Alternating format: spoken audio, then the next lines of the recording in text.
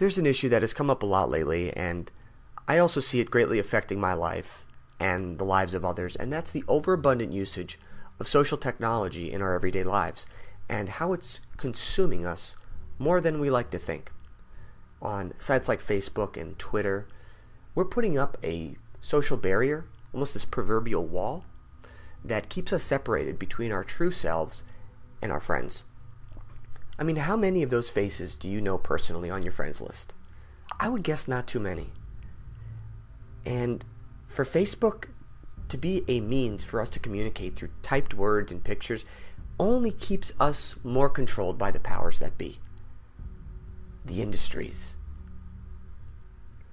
Texting is not a way to show love, but instead sitting at a table, laughing, expressing your desires is.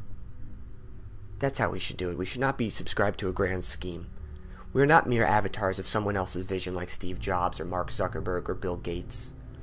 Yes, they created great ideas and great technology, but we are too reliant on it, which not only fills their pockets, but fills their grand vision of control.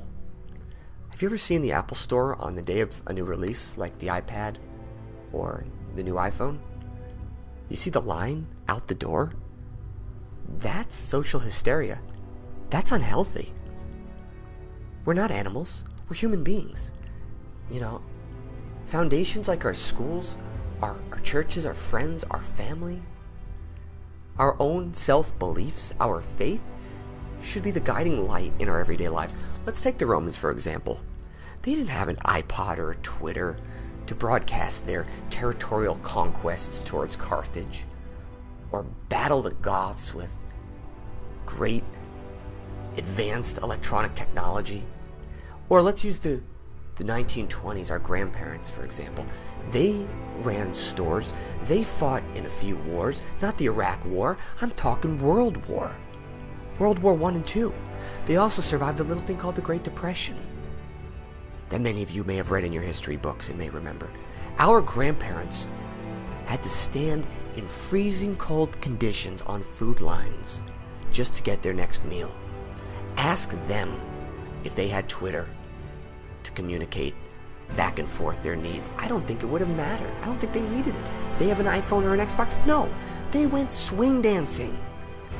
They sold newspapers in the winter, in the freezing cold conditions. They invented the Ford Model T.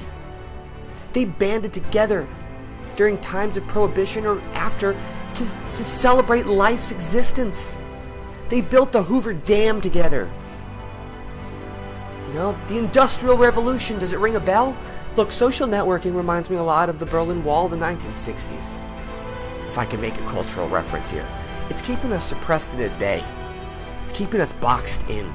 I mean, you ever see World of Warcraft? You ever see us human beings subscribing to this avatar-like system that's keeping us so socially phobic and depressed?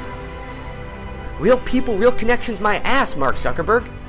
That's just not the case. Cyberspace is not reality. Never will. It'll never have that human element that only the eye and the soul and the voice can feel and see. We're human beings. Social networking is not bettering mankind by any means.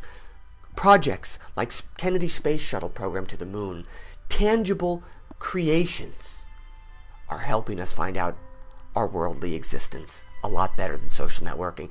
And to be honest, if we continue with this trajectory, we're not going to get far as a culture. And I think our greatest of ancestors would look highly down on this.